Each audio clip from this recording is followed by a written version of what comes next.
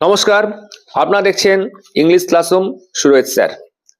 ঠিক মাধ্যমিকে যেভাবে গ্রামার বলেছিলাম, কোনগুলো আসবে, কোনগুলো ইম্পর্টেন্ট, ঠিক সেভাবে তোমাদেরকে কম পড়ে কি করে নাম্বার পেতে হবে, তার জন্য আমার অবশ্যই YouTube channel English classroom Suraj sir অবশ্যই সাবস্ক্রাইব, লাইক, ফলো, শেয়ার এবং নোটিফিকেশন বেল অন করে দাও। ঠিক আছে, আজকে যেটা আলোচনা করব, ফোর্থ সেমিস্টার ইংলিশের কি কি গ্রামার দেখবে। প্রথমে বলে রাখি, 3 নম্বর থাকবে আর্টিকেল প্রিপারেশন। আর্টিকেল প্রিপারেশন তো প্র্যাকটিস করতে হবে, আর্টিকেল প্রিপারেশন অবশ্যই দেখবে। আর বলে দিই, ডু অ্যাজ ডাইরেক্টেড থেকে কোন টপিকগুলো ভালো করে দেখবে।